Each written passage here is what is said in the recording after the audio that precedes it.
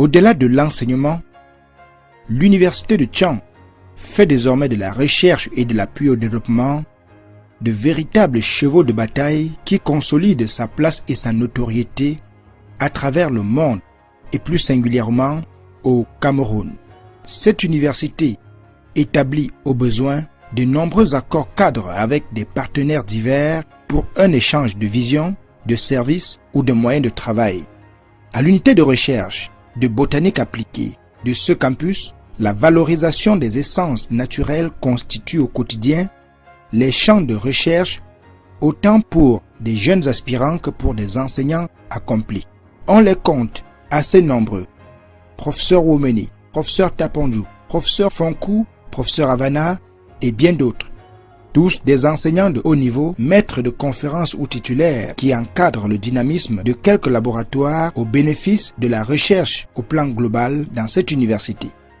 À la faveur des activités courantes ici menées, la valorisation des plantes aromatiques et des plantes à usage cosmétique du Cameroun a alors prêté le flanc à la mise sur pied d'un projet éponyme labellisé CEP 2D, Sud-Espèce Plantes et Développement Durable.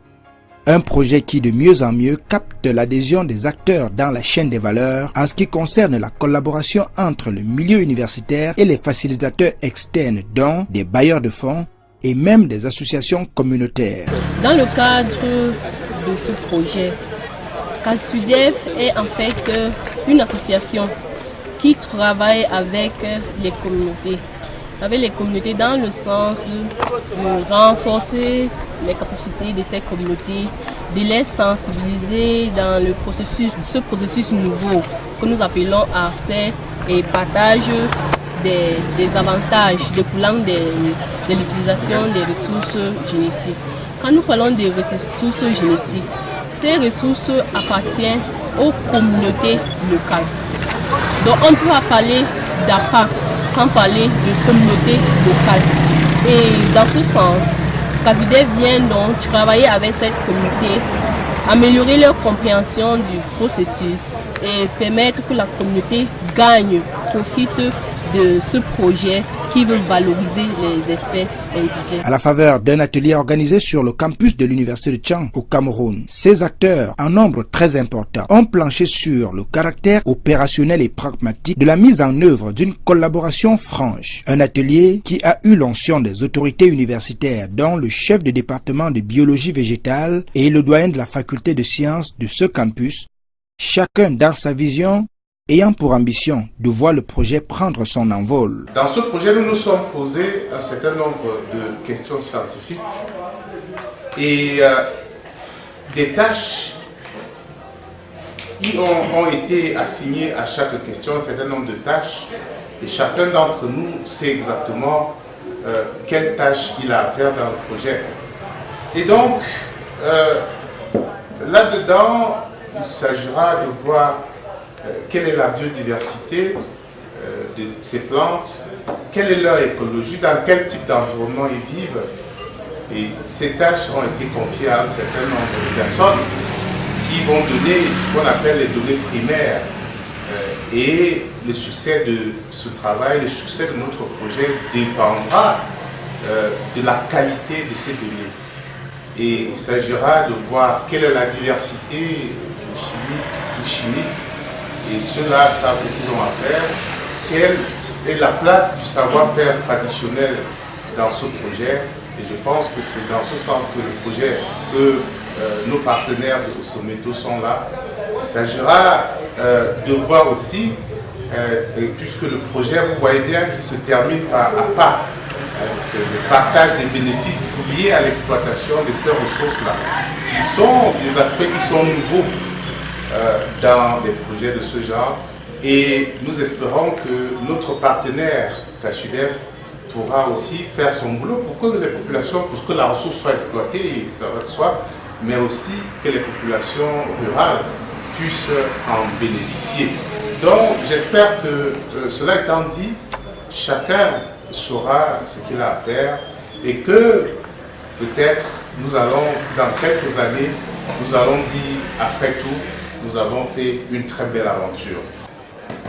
Chers collègues, chercheurs, chers doctorants, mesdames et messieurs, C'est un réel plaisir pour moi de prendre la parole devant vous dans le cadre de cet atelier relatif au démarrage des activités du projet CEP2D, porté au sein de la Faculté des Sciences par l'unité de recherche de botanique appliquée, comme vient de le dire le professeur Fond. Ce projet, comme vous le savez tous, vise la valorisation des plantes aromatiques des hautes terres de l'Ouest Cameroun, suivant le mécanisme d'accès et de partage des avantages liés à l'utilisation des ressources génétiques et des connaissances traditionnelles associées. Notre université a signé le 7 janvier 2016 un accord cadre de coopération avec la fondation d'entreprise MAN en vue de collaborer dans la mise en commun de leurs ressources et connaissances dans le cadre de la recherche appliquée sur la biodiversité camerounaise. Et les axes de cette collaboration sont essentiellement dans les domaines des industries de la parfumerie, cosmétique et agroalimentaire.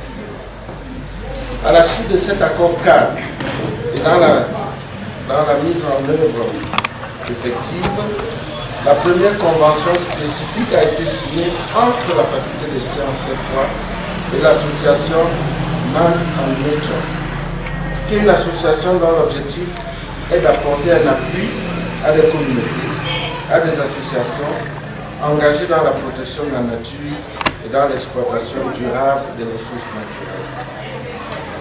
C'est dans ce cadre que Man and Nature soutient la mise en œuvre des projets partagés par la fondation d'entreprise MAN dans les pays du Sud. Cette première convention spécifique visait essentiellement la réalisation d'une synthèse bibliographique sur les plantes aromatiques et les plantes à usage cosmétique du Cameroun et des enquêtes ethnobotaniques en vue de la sélection des espèces pouvant être valorisées. Grâce à cette première convention, l'unité de recherche de botanique appliquée, en collaboration avec l'unité de recherche de chimie appliquée et environnementale, a pu répondre à l'appel à projet intitulé Opération Pilote en partenariat lancé par la coopération française à travers le programme CEP2D. Le projet soumis a été validé avec comme partenaire financier la fondation d'entreprise MAN. Et les travaux de cet atelier d'évaluation de son démarrage sont bienvenus, car ces travaux permettront à n'en plus douter de bien planifier les activités en vue de l'atteinte des objectifs. Vous me permettrez pour terminer, mesdames et messieurs, tout en vous souhaitant à toutes et à tous des échanges fructueux, d'ouvrir les travaux de l'atelier de lancement du projet CEP2D sur la valorisation des plantes aromatiques et des plantes à usage cosmétique du Cameroun suivant le principe d'accès et de partage des bénéfices à part. Je vous remercie pour votre... Tout au long de l'atelier qui aura duré au total une journée de travail, entendu que les associations communautaires se positionnent comme défenseurs des intérêts de leur zone d'origine, le principe d'accès et de partage des bénéfices des ressources naturelles aura alors constitué le clou des débats. Il faut qu'à partir d'ici, qu'on essaie de voir comment est-ce qu'on peut formaliser ça, sous forme d'une résolution, pour que le projet sache que désormais dans ce projet, lorsque nous allons travailler sur le domaine, il faut qu'on revienne avec, lorsqu'on va faire un conseil meeting, il faut qu'il y ait un papier, une liste de participants à ce conseil meeting, avec même des signatures en bas, et le nom de la localité. Ainsi peut-on croire, grâce à l'approche défendue par les acteurs de cet atelier, les régions et zones bénies par la nature pourront désormais profiter de façon systématique des bénéfices que pourraient générer les essences prélevées de leur écosystème. Nous avons ce problème du cadre de loi qui tarde à être promulgué. Ce qui fait que les tradipraticiens ne maîtrisent pas vraiment la protection. Parce qu'il y a aussi ce phénomène de la récolte excessive, abusive. Quand vous voyez dans les marchés l'inondation des écorces, c'est parce qu'il n'y a pas un mécanisme réglementaire pour l'utilisation, pour la récolte de ces plantes-là. Les bailleurs de fonds, fussent-ils des entreprises cosmétiques, le cas de MAN pourront alors dormir sur leur laurier, convaincus que le travail d'identification et même de distillation d'essences exploitables se font dans les règles de l'art, en rapport avec les accords préalablement établis, mais alors avec l'assurance que les hommes de science pétris d'expérience ont le cœur à l'ouvrage.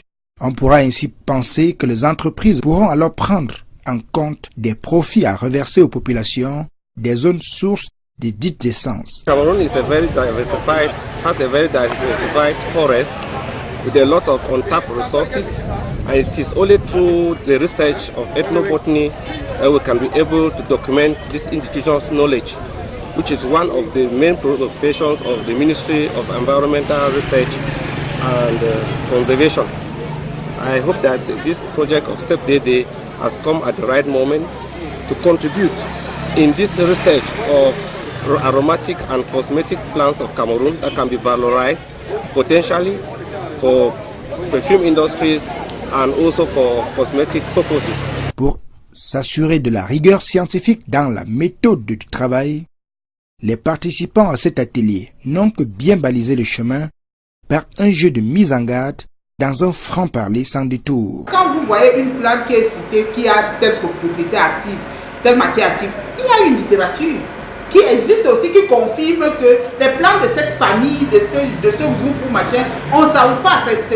Même les chimistes aussi utilisent ça pour croiser, pour trianguler leur note avant de publier. C'est-à-dire que ça ne suffit pas de dire qu'il y avait telle espèce. Non, il faut qu'il y ait une confirmation que des plantes de ce groupe-là cette matière active qui existe. Donc je veux dire que les deux approches sont complémentaires. On a une base documentaire qui nous fait savoir qu'il y a une liste d'espèces qui ont un potentiel aromatique. C'est un potentiel. Voilà. Et là, alors, mais sur cette base, on peut, en fonction de ce qui est connu, voir sur quelle plante on peut pousser.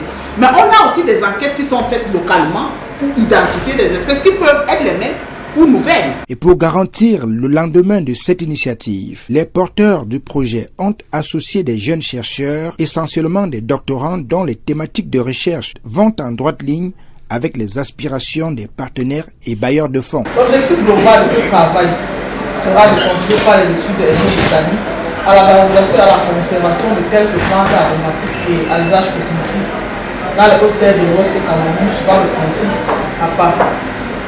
Plus particulièrement, il sera question de manœuvrer les différentes plantes aromatiques et cosmétiques dans les différentes localités des hautes terres de l'Ouest Cameroun, de classer, d'identifier ces plantes, de les classer par ordre de priorité, et enfin de caractériser la vulnérabilité de quelques espèces considérées comme prioritaires. Je vais vous présenter mon travail dans ce projet qui porte sur l'extraction, la caractérisation chimique et bioactivité des huiles essentielles de quelques plantes aromatiques du Cameroun. Dans le cadre de ce projet, je vais intervenir sur l'aspect domestication. J'interviens dans ce projet dans le cadre de la régénération des espèces candidates dans les milieux naturels en collaboration avec les populations et en conditions exclusives. Ainsi, mon thème est porté sur la contribution à la valorisation des ressources génétiques du Cameroun, bien évidemment la domestication des espèces à potentiel cosmétique et à usage aromatique dans les eaux de l'Ouest Cameroun. C'est alors parti pour donner du grain à moudre aux organisations dont la matière de travail, c'est la ressource botanique. Le cas des praticiens regroupés au sein d'une organisation dite Organisation du secteur de la médecine traditionnelle de la région de l'Ouest. Puisque nous sommes déjà dans un processus où, avec les pesticides, l'abus des pesticides a fait que la plupart des espèces sont en train de disparaître.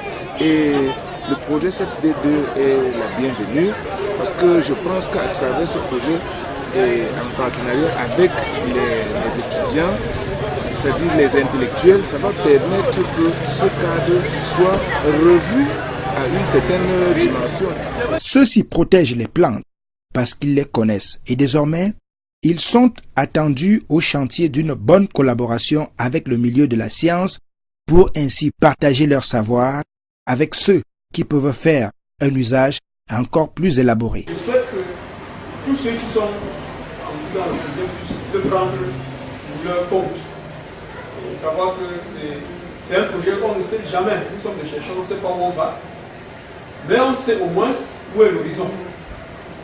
Parce que l'horizon, c'est qu'on arrive à identifier, que man arrive à identifier un centenaire, une molécule, dans les jus qu'on aura prélevé dans les 50 plans, les 150 plans qu'on aura testé, qu'on trouve une millilitre, je ne sais pas moi, une espèce d'huile qui peut être utilisée pour je ne sais pas quoi.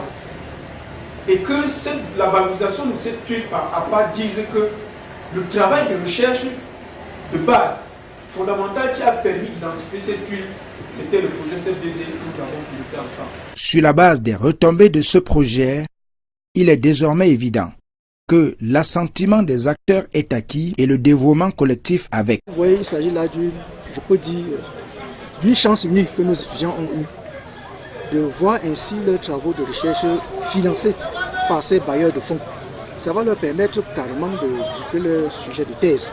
Vous savez qu'une des difficultés de nos chercheurs ici, c'est justement l'accès au financement de la recherche. Et c'est ce type de coopération justement qui devrait être exploité pour permettre à ces jeunes de boucler leurs travaux de thèse. C'est pour ça que je salue vraiment ce projet. Je salue les différentes parties prenantes. Parce que là, c'est quelque chose, voilà un impact. Vous avez vu la présentation de 4 projets de doctorat dans un seul projet de recherche. C'est beaucoup. Vraiment, je tire vraiment un coup de chapeau au porteur de projet ainsi qu'au bailleur de fonds. Lorsque ce principe sera acquis, c'est-à-dire lorsque les parties prenantes se seront appropriées ce principe, vous verrez que nos populations locales bénéficieront de toutes les ressources naturelles qui sortiront de nos localités. Déjà en tant que doctorante, dans le cadre de ce projet, je dirais que déjà c'est un projet innovateur. Innovateur dans le sens où on introduit le processus à part, quelque chose qui est nouveau en Afrique et déjà c'est le tout premier projet qui entre en collaboration avec cette surface à part, qui est axé sur l'accès au partage des avantages et bénéfices des ressources que nous retrouvons dans notre pays. Déjà c'est l'un des aspects. Le deuxième aspect, je dirais que ça nous permettrait de bien mener nos travaux scientifiques. Comme tous travaux scientifiques, il y a de l'innovation et ça sera bénéfique pour les jeunes Camerounais.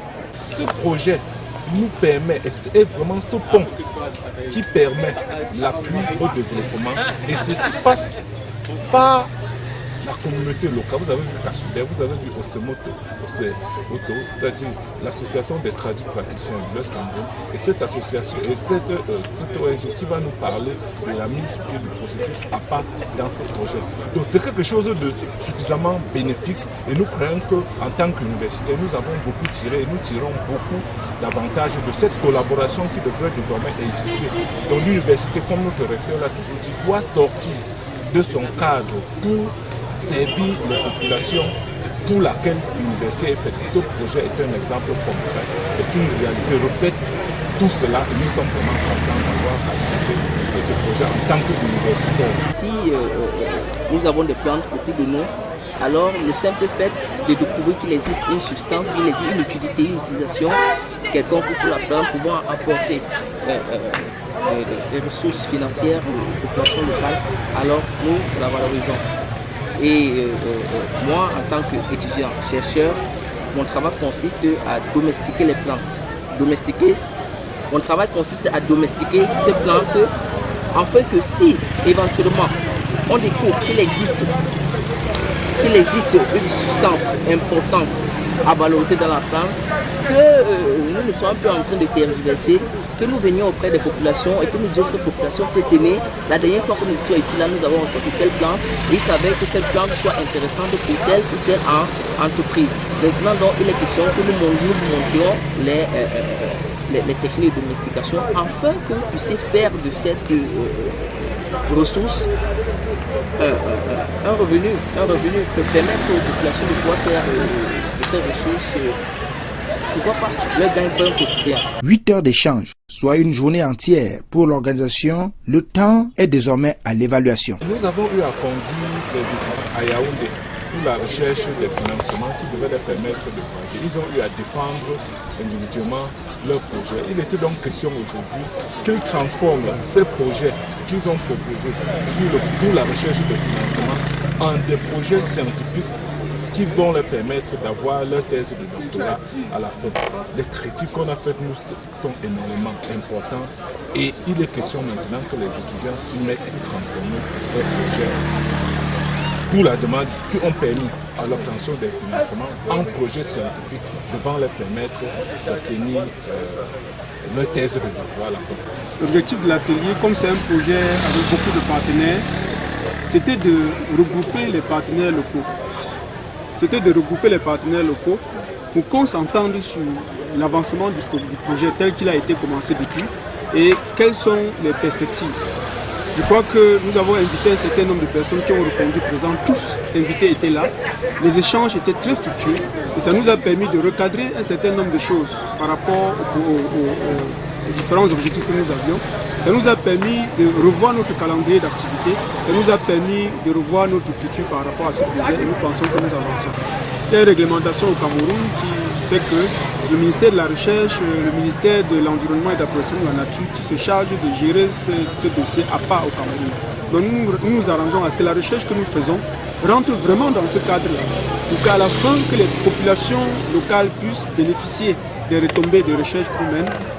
Sur le plan industriel, s'il y a une substance qui est valorisée sur le plan industriel, que les retombées puissent permettre aux populations locales de bénéficier. Nous avons des missions de terrain, parce que nous sommes essentiellement pris par la collecte des échantillons sur le terrain, les opérations d'hydrodistillation, les enquêtes botaniques. Nous avons un travail sur 6 mois. Nous allons faire 6 missions sur les 6 mois à venir pour faire des collectes et faire des analyses et on verra la suite en jeu. Il faut que nous ayons accès à l'information. C'est pour ça que le représentant de l'association, de l'organisation pour le secteur de la médecine traditionnelle à l'ouest du Cameroun était là. Et nous redoutons simplement, il nous a bien compris, que nous redoutons qu'il ne nous donne pas l'information que nous avons, que nous voulons, alors qu'en fait, c'est l'information là qui peut être vendue par la suite. En quelques mots comme en mille, l'université de Tchang se tourne davantage vers l'appui au développement, mettant ainsi son propre savoir endogène au profit des populations et globalement des sociétés et entreprises. Ce campus, à travers ses chercheurs, prend ainsi à bras le corps ses responsabilités pour ainsi faire de la science une science utile pour aujourd'hui comme pour demain.